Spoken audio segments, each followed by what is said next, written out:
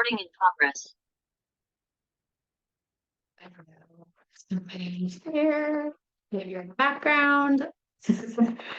All right, wonderful. Well, I'll let others join as they can. We've got a lot to review today, so I'll get going. Thank you. Hi, yes. Okay, hello. Hi, welcome to Mini Masterclass Thursday. Thank you for joining us on Zoom. And hopefully, this will continue to be a great platform for us to deliver this content through. You can always check out our replay. We will be posting directly to our YouTube channel and then also to our other profiles with links and directions and whatnot. So today, we are going to be talking about all things 401k mandates for businesses in 2025. And we've picked this topic specifically because in working with businesses across the country, we are rapidly realizing how little education there's been, and there's a lot of confusion as to do I have to, do I not have to, what happens if I don't, and depending on what state you're in, all of those answers could vary also. So we're going to bring you the nitty gritty today. Also, the federal versus state regulations. Obviously, we're not going to go through 50 different states in a half an hour, but I can bring you kind of the top ones that have definitely mandated something that's different than the federal mandate. And states can always supersede federal. So that's what you really have to make sure you do is whatever state you're in, you need to look up your state's regulation on 401k mandates in 2025. But I'm going to give you the basics, which do apply to everybody um, in general. So the Secure Act, what the heck is the Secure Act? So in 2019, the Secure Act actually came down as a signed bill, and what it was intentionalized to do is start process of Americans actually saving money once again. Over the years, we have just all stopped savings accounts, 401ks. One of the biggest perks of going to work as an employee used to be that your employer offered things like medical insurance and vision and dental and 401k and pensions. And through the years, fewer and fewer and fewer companies can because prices have just got so exorbitant that they just can't, it's price prohibitive or only the large corporations are doing it in general, or maybe just people have opted out altogether. So it's a lot to manage if you don't have help with some sort of software or some help with the picking and choosing of what programs you want to go in. So we're going to talk specifically about one program that we are using exclusively across the board with our customers. However, that doesn't mean there's just one option. And again, you can research in your area and your state and federally what other options may be available, but I'm going to give you a very easy solution to this problem and something that we love working with, someone who we love working with and this company for 401k management. So starting out the Secure Act, we are now in version 2.0. So the Secure Act came out in 2019 and then kind of didn't go anywhere. It was supposed to start in 2020. And we all know what happened in 2020. The whole world just kind of fell apart and a lot didn't happen that was supposed to happen. So over the years, there's now a new iteration called the Secure Act 2.0. Excuse me for looking down. I have my notes in front of me. What this mandates is that all employers now, so not just larger employers, not just employers with 10 or more employees, but all employers have to auto enroll their new employees in qualified 401k program. What does that mean? What that means is you first have to sign up to offer a qualified 401k program. And then your new employees have to be auto enrolled, which means as soon as they start, that program is in effect for them with a minimum contribution rate of 3% to start. Now, before you get all like, oh my God, I'm not doing this, it's okay. We have till the end of this year to make this happen. So that's why we're bringing it to you now in first quarter. So if you haven't already done this, you can make these adjustments. But your employees have the option to opt out. but it is up to them. You cannot opt them out. You have to put the ball in their court and say, if you don't want to participate in this program, then just opt. And depending on the program that you choose or the facilitator that you choose, this will look like they should get an email that says, do you want to keep your contribution? And they can click yes or no. There might be a portal they have to log into. There may be a representative that actually helps with the setup of the 401k programs that may be reaching out. All of the above may also be an option from whatever provider that you choose. So just because they're auto enrolled does not mean they have to keep contribution. They may elect not to, but then it's an election on their behalf, not your behalf as the employer. And you have done your job by offering and auto enrolling your employees in the program. It's a minimum of 3% to start, but they can obviously go up if they want to actually continue to contribute.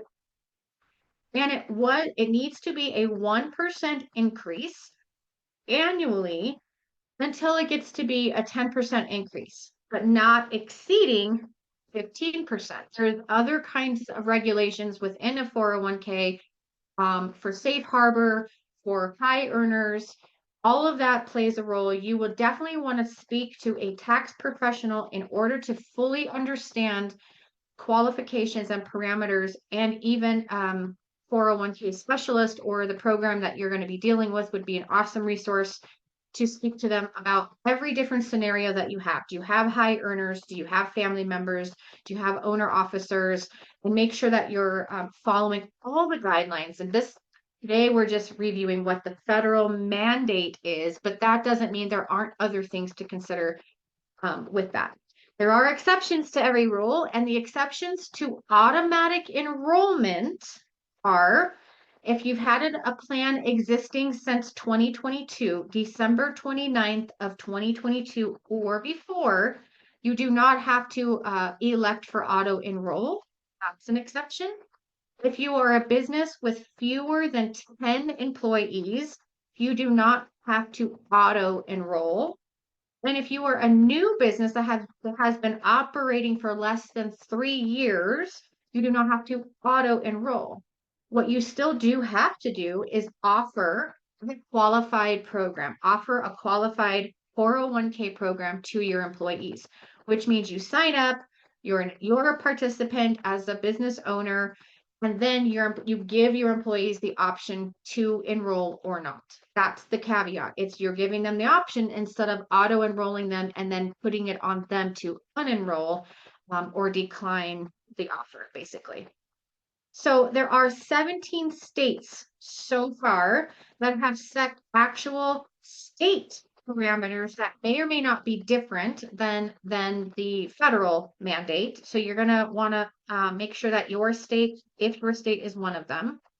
For example, Illinois, Oregon, Connecticut, Maryland, Colorado, New York, and California have all set their own savers program. So Cal Savers, Oregon Savers, Connecticut Savers is called My CT Savers, Maryland Saves, Colorado Secure Savings, New York State Secure Choice Savings Program, very short and brief name.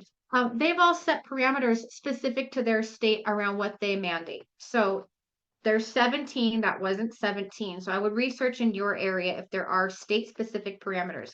I'll also give you a tip. If you're using QuickBooks Online payroll, you automatically have access to the My Benefits area of QuickBooks Online, which also has access directly then to the Guideline 401k program. And that's the program I said earlier. We love Guideline. They have been exceptionally helpful.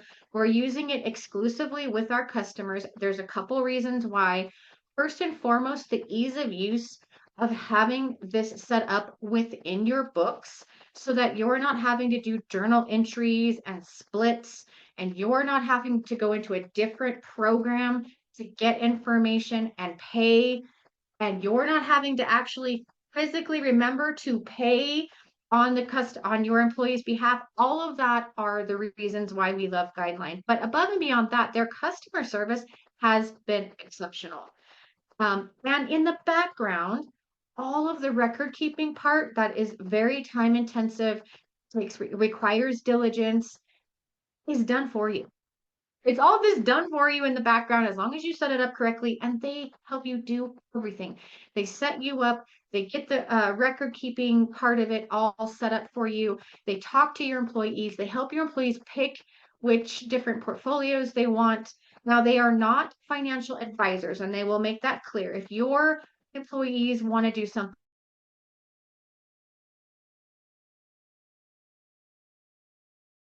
to consult a financial advisor for advice on what to pick. That is not what Guideline will not help them through that. How they will forever, however, give them all kinds of portfolio options that have the different split outs and guide them to like, what is your ultimate goal? How much do you want to save? What are the tax benefits to you saving this much versus that much, and so on and so forth. So they're extremely helpful. It's a one-stop shop. It's right inside of QBO. It helps you on the back end not have to do it and not have to remember to pay. I've spent a lot of time otherwise, because I'm telling you, some of the biggest messes I've seen and cleaned up over the years are things like fringe benefits, 401k splits and matches, health insurance splits and matches, all of that. Because if you don't know exactly how to do it all, can get real crazy in your books. So, just remembering to check in your area, in your state, on what you should be doing. Now, what happens if you don't do this? There are fines and penalties for non-compliance, just like everything else that is a mandate or a regulation of a business owner. If you elect not to do it, you will be fined or penalized. By whom and when, I can't say, but there are written into these mandates penalties and fines associated with non-compliance. So I can give you some examples. In California specifically, the fine is $250 per eligible employee after 90 days of receiving a non-compliance notice. This means that you're a business. I'll break this down for you. This means you're a business who has a new employee who did not get auto-enrolled per a regulation at 3% or more and has not been given the opportunity to do so, and you are not enrolled yourself as an employer in any kind of 401k program. There is a system out there that is now reporting when you have a new hire to these different federal regulations. And after 90 days of receiving notice that your employee did not get auto-enrolled, you can get a $250 fine for that employee and an additional $500 per employee after 180 days from the initial notice, which means you've gotten the notice that you're out of compliance. Here's your fine. Make sure you fix it. Then you don't fix it for 6 more months. You now have an additional $500 fee. So $750 fines, that's kind of what we're looking at. Doesn't sound like too terribly much, but let's just say you have 10 employees. That's $7,500. To me, I want to keep $7,500 of my money or spend it doing something much better than just not being in compliance. So that's why we're bringing you this information, so that you're not accidentally out of compliance and you don't know, because you don't know what you don't know, and now you know. So that's California specifically. Another state example would be Oregon.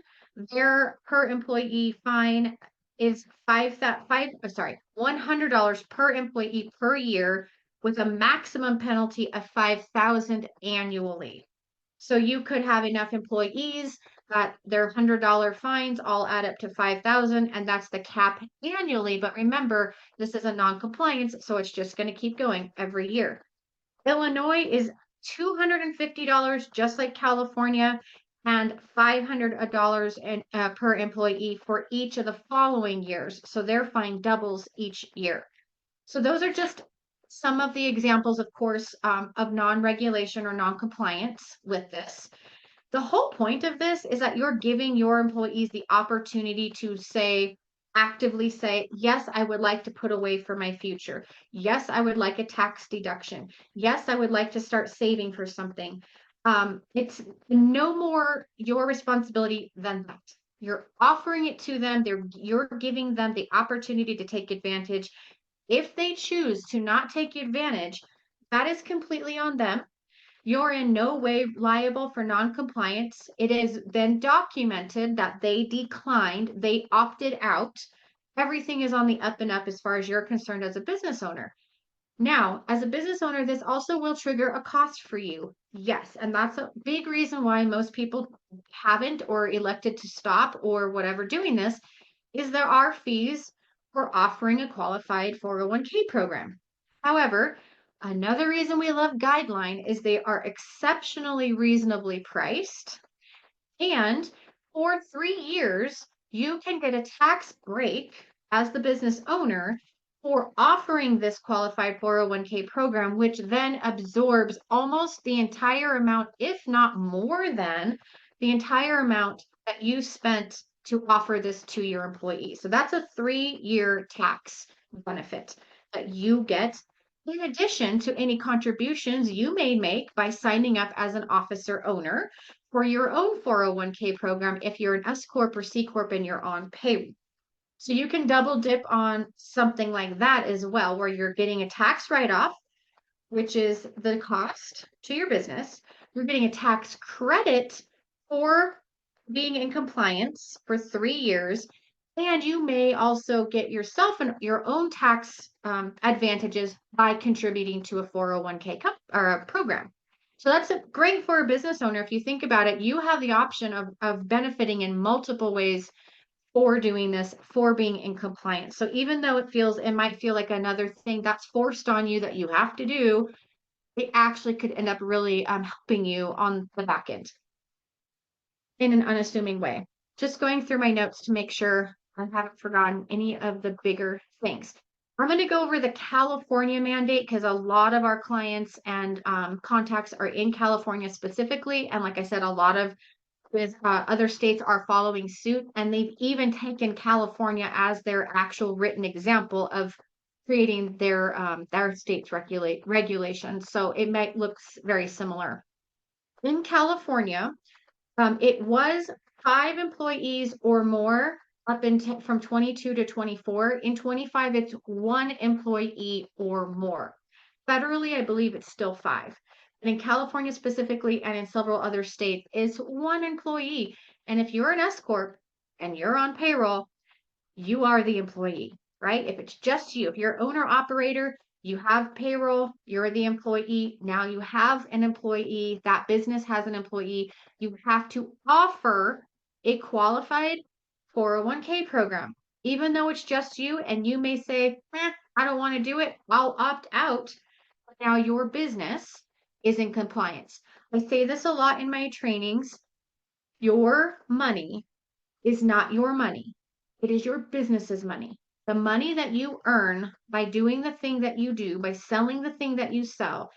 If you are an S Corp or C Corp or an LLC taking the S Corp election, your money is not your money. It is your business's money.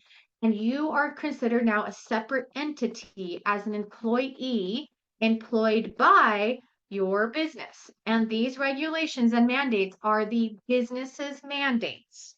So you have to follow as if you're an employee of a completely separate company, and this business has the same regulations that it would if it was for all other employees. Okay, so that's something to remember. And I get pushback on that a lot from officer owners. And it's just really the way it is.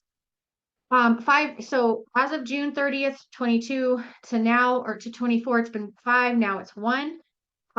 And then they must register by December 31st of this year. So that's why I said earlier, don't panic. If you have 1 or more employees and you haven't enrolled yet, you still have till the December of 2025 before you're out of compliance. So California specifically has also created a savers program, so Cal Savers, and I gave you some of those other states a little bit earlier. And the Cal Savers program is really intrusive. I've seen it in action a couple times now, where the second they get a hold of the fact that you have payroll, they're like on you. They want your participation. They want you to sign up. So they know, and I've seen two people get letters of non-compliance because they were using a different program and they didn't write into Cal Savers and say, oh, we have a different program now. It would be lovely if every system that's a 401k system talked to the other systems and let them know that, oh, hey, Susie Joe is over here now. And then CalSavers would know better, but they don't. So CalSavers had no idea that Susie Joe was signed up over here and they were like on her, like white on rice. Like monkeys on a cupcake. I don't know if you guys watch Everybody Loves Ray, but Everybody Loves Ray. Anyways, and so I've seen it and they're very intrusive. So just do yourselves a favor, let them know or sign up with them. That's another way you can do this is sign up with your state's program that they offer. And it's not necessarily easy peasy, but it's pretty simple to like say, okay, hey, sign me up and have someone call me.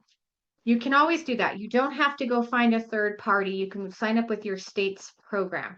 However, on the accounting end of things, you are going to have to do all the accounting, all of the journal entries, all of the splits, all of the matches, all of the payroll setup on your own if you pick an option like that. That's fine if you know what you're doing or if you are working with someone who's familiar and knows what they're doing. Where that sucks is if you don't know what you're doing, you're barely scrambling by, you don't have a clue why you're even having to do this, and now you're having to go into systems and make journal splits and record it all properly, and in the meantime, have no idea if you're making a mess or not. So that's sucky. That's why we love Guideline. Guideline, you can go right in product, you can turn it on, you can talk to them. They'll facilitate the entire setup. They'll talk to your employees. They'll help on the back end. All the accounting's done for you organically. I will say if you're using QuickBooks Online Payroll, because if you're not using QuickBooks Online Payroll, then Guideline doesn't know when your paychecks get sent out and when everybody's paid, like they would know if it was inside of QuickBooks. So that's their real benefit is that they're right inside. They live inside of QuickBooks and they know they get reported to by QuickBooks. So anywho's, I'm not getting paid by Guideline. I just love them. And that's been a wonderful experience. So we can help set you up through Guideline in QBO, or I'm just telling you, go right to your benefits center inside of QBO if you're using QBO payroll. If you want to convert, if you're looking to convert because you're like, oh man, I would much rather have this managed for me than have to go through all the crap that I'm going through at this time to get it all in, they do convert. They will help you convert from an existing program over. We can set up a demo call. We can set up a consultation with them. I'm happy to help and step in and be kind of a liaison that can speak kind of the accounting language on your behalf and help your employees through it. We can convert you from whatever payroll you're in to QBO payroll as well simultaneously so that it all works together. So that's all possible. But yeah, that's everything you really need to know about the 2025 401k mandates, both from a federal standpoint and then also state by state. And again, I know I didn't go through all 50 states, but look up your state as far as the 2025 regulations. And just know that even if your state is still 5+, where this is going is definitely 1+, one employee period. So you may hopefully be able to get out of the mandate for a couple years till you get up to 5 employees, but that's where this is going. You can expect that at some point in the future. And so just knowing that going into this, again, there are tax breaks to the benefit of the employer to do it. So you don't have to wait until you have 5. You don't have to wait for some kind of mandate. You could choose to just go ahead and get this over with and start offering it. It's great for your employees. It gives them extra benefits. Oh, I didn't say this yet, but you do not have to match. That is not part of the regulation. one of the big reasons employers don't love doing 401k is that they think they have to match because that's all you ever hear about. Oh, my employer matches, blah, blah, blah. You don't have to. That is a perk. That is a benefit. That is an expense that you could choose to do or not. And you're still in compliance if you don't choose to do it. So don't worry about that.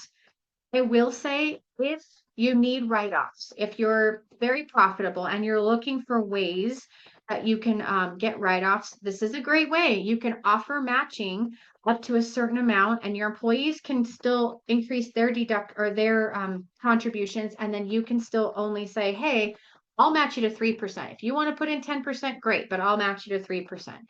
Those are things you can do to have additional write-offable expenses for your business.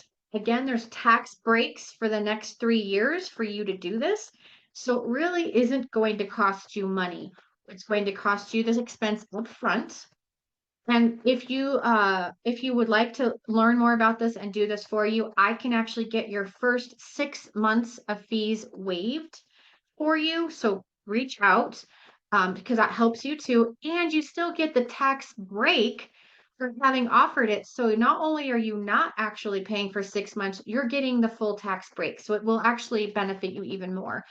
Uh, we can get those first 6 months waived, but it's not that much money.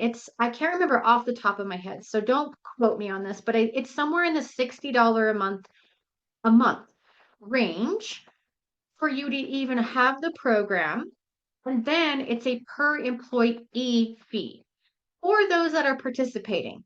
So there you go. If you have 5 employees and 5 of them opt out, you're not paying that per employee fee at all. You're only paying that $60 a month. And sometimes in some businesses, $60 could make or break you at some point in time. Completely understand that. So it's part of like our education on budgeting, on cash flow, on understanding what it takes for you to run your business. This is a quintessential business overhead operational expense. You have to charge enough that you can absorb your bottom line, your bare minimum, which are your things you have to have every month. This is now one of them. So it's not an if I want to or if I can someday. It is a how do I figure out how to afford the $60 or whatever it's going to be a month. Again, if you have everybody opted in and they don't choose to opt out, they will automatically after 30 days be contributing 3% of their paycheck until they decide not to. I do have lots of little companies that their employees have been contributing and they have absolutely no idea because they never opted out and they're young enough and they don't look at their pay stubs that they're not even feeling it because it's not that much money, 3% of what they're making, and they have no idea they're even contributing. That happens because none of them replied to any of the emails. None of them opted out. But the business is in compliance. The business won't be fined. And so there you go. These people are now saving, which is probably a good thing. They don't even know they're saving and they're saving. So when they get older, they will have started saving a lot sooner than they probably would have if they had made that choice for themselves. I absolutely wish I would have started saving when I was young because I didn't. And then when I started saving, I was probably late 20s. And then life happened and I've cashed it all out. And you have to pay giant tax fines for cashing it all out. And then, had I had an extra 10 or 15 years built up, that wouldn't have been such a big deal. And I could have just taken a portion of it instead of cashing out. And so I've since learned, we all learn by making mistakes, by doing things the hard, long way. I'm not special to that at all. But here we are in an opportunity for you to learn how you can stay compliant and still get yourself some tax breaks and some tax benefits. So I will open it to Q&A for those of you who are joining us live. If you aren't joining us live, please DM us, post on our YouTube, send us an email, click the link in our bios, however you want to find us. You can absolutely ask more questions and we're happy to respond. Where can I see the notes for today's session? I love this question because we're working on actually editorializing every single one of our mini master classes and then posting them on our website. So I have the copies of this meeting. I will send them to you, but that is our goal for every mini master class this year. So look out for that. We will be announcing it when it's finally happened, but we're investing in softwares to make that happen at this very moment. So and then the replay is always available on our YouTube channel. We'll post it on our LinkedIn and our Instagram so you can find it easily. It's on our website, www.pbsaccountingandtax. And if you go to our free resources area, it's always live there as well. So thank you guys and gals for joining us and or watching the replay. We'll see you again in 2 weeks. Mini Masterclass takes place on the second and fourth Thursday of every month at 4 p.m. Pacific. Thanks. See you then. Have a great weekend. You're welcome.